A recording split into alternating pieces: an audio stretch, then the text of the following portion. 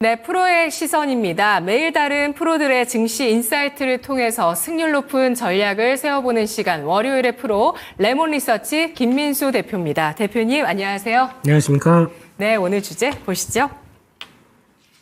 변동성 커진 시장 대응 전략은 공포와 탐욕 지수가 탐욕으로 갔다가 밤사이에 다시 또 미국장 3대 지수 금요일장에 오르면서 또 중립 쪽으로 내려와 있는 모습이고요. 빅스 지수도 한 차례 좀 강세를 보였다가 주춤하면서 금요일장에는 11% 크게 하락을 하는 모습을 나타냈습니다.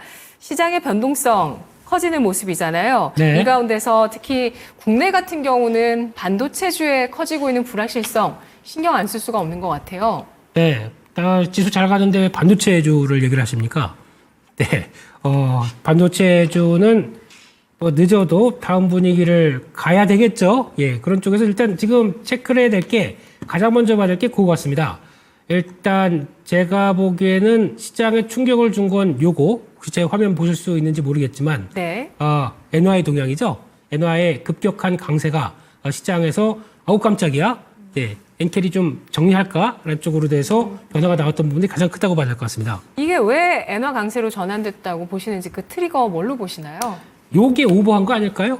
네. 이게 지금 160엔 이상까지 갔던 게 좀 오버했던 것 같고, 거기다가 갖은 BOJ에서 얘기가 다 나온다고 하더라도 무시하고 계속 갔었던 부분들이 바로 다시 회귀되는 현상이라고 봐야 될 것 같고요. 그 날짜가 지금 언제 기준이었나요? 강세로 전환된 게? 강세로 전환되기 시작한 게 정확하게 이날이 이게 지금 안 나오는데 잠깐만요. 7월 24일입니다. 아, 7월 24일이요? 네. 예. 그때부터 나오기 시작하면서 빅테크 기업들 실적 그러니까 이게 안 좋은 건 아닌데 생각할 여지를 좀 던지다 보니까 거기서 일단 던지고 봐라고 했던 수급적인 변화가 여기서 나왔다고 봐야 될 것 같고요. 그렇게 되면은 글로벌 자금들이 네. 좀 저가에 있는 자산을 찾다가 N으로 흘러 들어간 걸까요? 아니죠. 그렇게 생각하시면 안 될 것 같고요. 기존에 끌고 갔던 그 달러, 그러니까 롱숏이라고 봐야 되겠죠. 롱숏이라고 봤었을 때 숏은 엔화, 그리고 또 롱은 빅테크 중심으로 미국 쪽에 강했던 AI 중심의 강한 자산들 이쪽에 나왔던 부분들이 바뀌고 있는 거라고 봐야 되겠죠. 그러다 보니까 이쪽 청산 이거는 뭐 청산을 할 수밖에 없겠죠. 지금 빠르게 들어오다 보니까 그러면 급하게 나온 것 쪽에서 기반이 흔들린다 그러면 정리하고 이거 정리하고 그러다 보니까 미국 빅테크 기업들의 종목들도 같이 영향을 끼쳤다고 봐야 되겠죠. 그런 쪽으로 봤었을 때 일단 지금의 핵심은 요거 같습니다. 이게 얼만큼 지금은 나오는 속도대로 그대로 내려오기 시작한다. 시장에 충격을 줄 수밖에 없겠죠. 그렇기 때문에 여기서 어느 정도 좀 멈춰두느냐라는 부분들이 가장 눈여겨봐야 될 것 같고요. 근데 지금 기준으로 보게 되면 어차피 이번에 뱅크 오브 재팬에서 7월 달 금리 인상한다. 이게 기조죠. 근데 이게 안 할 수도 있다. 정부는 안 하고 싶어 합니다. 왠지. 그래서 보니까 한 뭐 4분기로도 넘어갈 수 있다라는 쪽에 나오기 시작하는데 그런 것까지 결이 맞춰지면서 나오는 분위기라고 하게 되면 일단 1달락은 좀 되지 않았을까 하는 생각이 들어요. 한 150대 초반이면은. 그래서 그렇게 되기 시작해서 변화 어느 정도 두고 이제 꾸준하게 일본에서 금리 인상한다는 시도를 보내주든가 거기서 변화가 나오게 되면 그때부터는 엔화 강세가 진행되는데 문제는 강세가 이어가는 속도라고 봐야 될 것 같거든요. 그렇게 되면은 속도가 좀 빠르게 내려온다라고 했을 때는 시장에서 계속 또 부담이 좀 커지는 거고 근데 아니다라고 하게 되면 그런 변화 쪽에서 똑같이 지금 볼 수 있는 것들은 일본 시장입니다. 일본 시장도 지금부터는 좀 체크를 해야 될 것 같아요. 그만큼 부담감이 커서 움직였던 일본 증시인데 지금 그 부분을 만회하고 다시 돌린다라고 하게 되면 조금 더 약간 안도감이 펼쳐진다고 봐야 되겠죠. 하지만 일본도 저항은 좀 남아있기 때문에 그런 변화까지 생각한다. 그러면 국내 증시도 일단 빠른 태세 전환 나쁘지 않을 것 같고요. 하지만 오늘 2770선 이상으로 안착하는 거는 저는 잘 모르겠습니다. 거기는 아닐 수가 있기 때문에 일단 지금 상황 쪽에서 혹시나 그런 건 있을 것 같아요. 지금 빠르게 안정을 취하다 보니까 이제 또 V자 반등 물론 좋긴 좋겠지만 여러 가지 이벤트들 이번에 확인할 게 좀 더 많다라고 하게 되면 약간 부담은 있을 것 같고요. 그렇기 때문에 지금 자리에서 혹시나 내가 이런 종목들 현금이 하나도 없다. 첫 번째 케이스 아니면 두 번째 종목들 막 매매하다가 어떤 종목 섹터 쪽으로 비중이 많이 들어가서 이거 좀 위축됐다가 이제 조금 좀 벗어나려고 하는데 요거 계속 갖고 갈 것이냐라고 하게 되면 비중을 좀 덜어주는 문제. 요거는 지금 라인 정도쯤에서는 한 번쯤 고민을 해야 될 흐름이 아닌가 생각되고 있습니다. 네, 우리장과 일본장의 그 갑작스런 엔화 강세 전환이 미친 영향력에 대해서 판단을 해주셨고 또 네. 31일에 BOJ의 통화정책 회의가 있는데 네. 여기에서 만약에 긴축을 하면 엔화 강세로 더 가게 되는 거잖아요. 제가 보기엔 미리 선반영한 측면도 좀 있는 것 같아요. 네. 네, 그래서 그거 가지고는 만약에 변화가 나온다고 하더라도 금세 일본의 뉘앙스가 더 중요하지 않습니까? 그래서 계속 엔화를 강세 기조로 끌려고는 하지 않을 것 같습니다. 워낙 지금 기조 자체가 계속 또 엔저와 그리고 또 유동성 공급에 대한 분위기를 계속 몰아가고 있는 상황으로 봤을 때는 그렇게는 나오지 않을 것 같기 때문에 아마 한 번 하고 똑같을 것 같아요. 그러니까 이렇게 눈치 봤다가 한 번 정도 더 하는 정도까지 해서 계속 물가 수준 흐름들 체크하려고 할 것 같습니다. 근데 마찬가지로 물가 수준이 일본도 지금까지 빠르게 한 10몇 년 만에 돌아오기 시작했던 부분들이 오히려 이거를 즐기고 있는 편이거든요. 일본 입장은. 그렇기 때문에 거기서 빨리 금리 인상을 통해서 이거를 물가 상승에 대한 부담을 잡겠다라고는 노력하지 않을 걸로 보여지고 있기 때문에 엔화 강세 기조가 지금부터 나오기 시작해서 빠르게 넘어가기는 그리고 또 트렌드는 또 각도가 빠르게 움직이기는 않을 걸로 생각을 하고 있는 상황들입니다.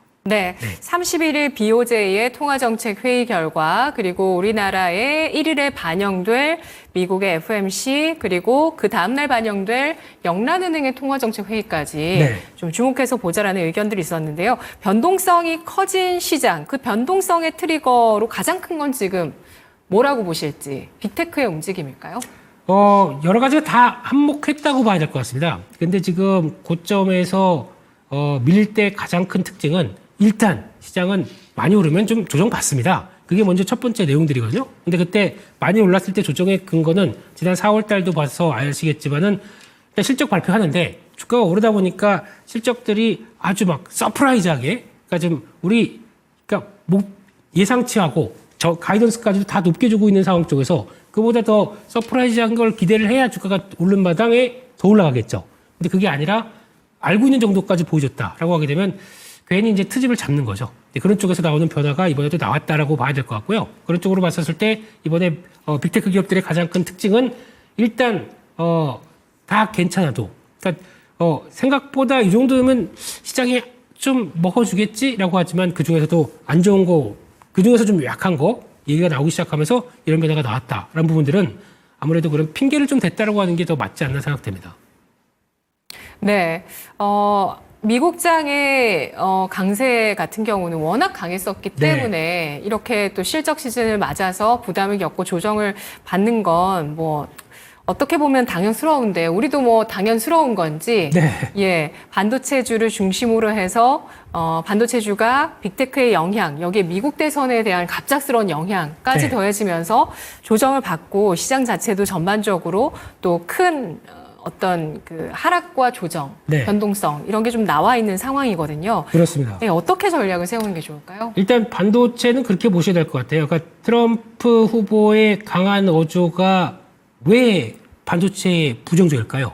요 핵심을 좀 보셔야 될 것 같거든요. 그러니까 트럼프 후보는 지금 현실적으로 일단 관세 인상은 중국에 견제한다 이런 중국을 견제하면서 나오는 변화 이건 다 알고 있는 내용들입니다. 거기가 더 중요한 건 아니고 그거는 어느 정도 그러면서도 좀 지금 엔비디아 입장 쪽에서도 H20 같은 경우도 다운그레이드 시켜서 어떻게든 매출을 내보려고 하는 입장이기 때문에 그거는 큰 지금까지 알려던 쪽에서 더 변화가 없다라고 봐야 될 것 같고요. 지금도 막아놨는데 더 이상으로 뭘 막겠느냐. 이거는 그냥 그런 정도로 봐야 되는데 더 큰 문제는 그거라고 봐야 될 것 같아요. 관세를 인상을 합니다. 그렇게 되면은 관세를 인상당하는 상대편 입장으로 봤을 때는 대표적으로 유럽을 볼게요. 유럽 보게 되면 미국의 빅테크 기업들을 되게 안 좋게 보고 있습니다. 시선을 하나 꼬투리 잡아가지고 개인 보호 정보다 이런 것들 가져봐가지고 니네 자꾸 좀 열려지지 않고 딱 닫은 상태에서 너희 것만 챙기고 있지. 그러면서 그런 거에 관련된 쪽에서 계속 또 태클을 걸고 있는 입장 쪽에서 유럽은 그러면 보복을 할 게 뭐가 있을까요? 특히 미국 입장으로 보게 되면 빅테크가 해외 쪽에서 매출 일으키는 게 60, 70%인데 그중에서 대다수는 또 유럽 쪽에서도 만만치 않을 건데 거기서 나오는 장벽들이 쌓이기 시작한다. 그러면 빅테크에 대한 압박이 가해지겠죠. 그렇게 되면 빅테크들은 현금 흐름들이 원활하지 않다 보니까 그러면 AI 관련된 투자를 줄이겠죠. 그러다 보니까 나오는 빅테크의 축소가 결국에는 반도체 투자도 축소가 된다라는 쪽에 1, 2, 3 세 번에 걸쳐서 이제 반도체에 대한 압박들에 대한 우려로 작용하다 보니까 이게 지금 최근에 나왔던 조정의 빌미라고 봐야 되겠죠. 빅테크 기업들에 대한 변화들도 그렇고요. 근데 이게 가만 생각해 보게 되면 시장이 그러면 트럼프가 진짜 관세를 인하를 할지, 그래서 보복이 유럽 쪽에서 그렇게 강화가 될지라고 하는 관세를 인상할지. 그렇죠. 네. 예. 이런 쪽으로 나오다 보니까 시나리오가 시나리오를 맞춰지는 경향이 나오는데 아직 아무것도 벌어진 건 없습니다. 우려감들이라고 봐야 되겠죠. 그게 지금 작용돼서 이렇게 나온다 그러면 그러다 보니까 계속 무슨 얘기가 나오냐면 지금 결론적으로는 빅테크 기업들 AI 투자 축소할 거야. 이게 결론으로 돼버리거든요. 그걸 왜 단정을 짓습니까? 보여주지도 않았는데. 그러다 보니까 거기서 나오는 것 가지고 반도체 조정이 그렇게부터 시작이 됐다라고 봐야 되겠죠. 게다가 또 물론 몇몇 회사들 반도체 소부장 회사들 같은 경우 약간 실적을 약간 좀 꺾긴 했어요. 하반기 쪽에. 그러다 보니까 그것도 그런 빌미가 되지 않겠느냐라는 쪽에 대해서 영향이 끼치다 보니까 이렇게 나왔다고 봐야 되겠죠. 근데 중요한 거는 항상 쭉 진행되다가 어떤 진행되는 속도에 대해서 약간 좀 위축됐다가 다시 확장됐다가 하는 경향들이 있어도 지금은 사이클의 변화가 저점에서 그리고 또 확장되는 기조로 나오고 있는 중간쯤이기 때문에 여기서 어느 정도 사이클 끝났다 그러고 다 꺾어버리기는 지금은 너무 단면만 보는 게 아닐까 생각 들고 있기 때문에 투자 아이디어가 확장이 되는 건 좋습니다. 좋은데 거기까지 막 벌어지지도 않은 사실을 가지고 그거에 대해서 사이클을 이제 여기서부터 꺾인다라고 보기에는 그건 조금 너무 이르다라고 생각이 들고 있기 때문에 그런 것들은 좀 그거에 따라서 주가가 조정받았다라고 하게 되면 액션은 뭐 이 정도는 좀 오버했네 생각이 들고 좀 대응해야 될 것 같고요. 거기다가 또 그런 것도 한번 보시면 될 것 같아요. 또 하나 현대차 기아 같은 경우도 이번에 실적을 잘 발표했어요. 그렇죠? 근데 일단 그들의 눈높이는 자기네 포드, GM, 스텔란티스 실적 다 확 꺾인 거 보고 아유 안 좋아. 그러니까 현대차까지 매도 이런 식으로 나오죠. 그런데 매도를 하는데 현대차와 기아는 상대적으로 실적을 잘 내는 회사들입니다. 그러면 어떤 변화가 나오냐면 밀렸다가 하더라도 외국인들이 계속 판다라고 한다고 하더라도 오히려 주가는 반등 시도가 들어옵니다. 그러니까 즉 이런 것처럼 외국인들이 계속 파니까 주가는 빠져. 무슨 외국인들이 신입니까? 네, 그런 거에 포인트를 맞추면서 어떤 회사의 기업들에 대한 변화 그리고 또 거기 나오는 실적 대비해서 상대적으로 모멘텀이 꺾이는 것들 이런 것들은 약간 너무 그에 따라서 맞춰서 모든 거를 거기 포인트를 맞추게 되면 안 될 것 같아요. 물론 외국인들이 사서 트렌드를 맞춰간다. 이건 중요하겠지만은 그럼에도 불구하고 이들이 파는 이유가 분명히 있다라고 하게 되면 아까처럼 엔화 강세나 뭐 이런 변화가 나오게 되면은 그거는 또 체크를 해야 되겠죠. 네, 그러면 그 반도체와 자동차주 조정을 받은 만큼 조금씩 매력이 생길 것이다라는 점에 대해서 주목을 해주시는데 네. 시장 흐름에서 주도주가 변화할 조짐은 없는지 어떻게 보셨나요, 7월장? 변화보다 이제 새로운 걸 찾는 것 같아요. 제가 보기엔요. 그러다 보니까 일단 금리 인하와 함께 나오는 변화를 봤을 땐 바이오 관련된 쪽들은 계속 또 두각을 받을 수밖에 없고 거기다가 대표적인 또 실적이 바탕이 된다라고 했을 때는 삼성바이오, 셀트리온이 재부각이 되는 과정들이 나오겠죠. 그런 것들이 끌기 시작하면서 일단 또 밸류업 관련된 쪽들은 이제 기업들이 알아서 내가 우리 돈 잘 버니까 이렇게 할게요라고 나가다 보니까 거기서 시장이 반응하는 정도라고 하니까 이것도 어느 정도 좀 정체돼 있었고 그리고 또 이런 종목들은 시장을 끌기에 딱 좋아요. 이 정도쯤 됐을 때 아직 빅테크 기업들의 주가가 올라오지 않았는데 반도체를 끌기엔 좀 그렇지 않습니까? 그러다 보니까 이런 좀 주변 주들인데 시장에서 그렇게 크게 관심을 안 가졌던 섹터들을 먼저 이렇게 쭉 끌어올리게 되면 지수도 같이 시총 상위 종목들이기 때문에 반응을 하겠죠.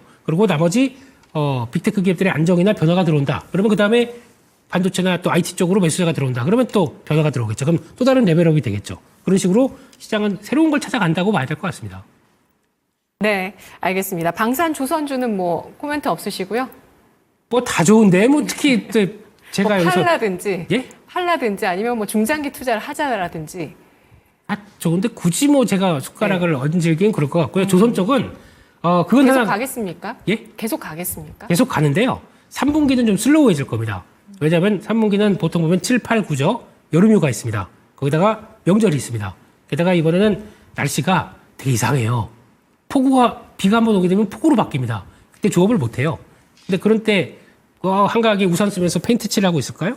못합니다. 그렇기 때문에 조업 일수가 좀 생각보다 좀 줄어들 겁니다. 그거에 따라서 약간 좀 슬로우한 실적이 3분기에 보일 수 있다라고 하게 되면 그거 염두하게 되면 지금 막 쫓아가는 거는 반대라고 생각하고 있고요. 조금 더 조정이 나온다라고 했었을 때 지금 또 단기 기억도 좀 벌어져 있습니다. 그렇기 때문에 차트가 좋아 또 돌파 매매 이런 거 하시기보다는 약간 좀 숙였을 때 대응을 좀 더 보시는 게 좋을 것 같고요.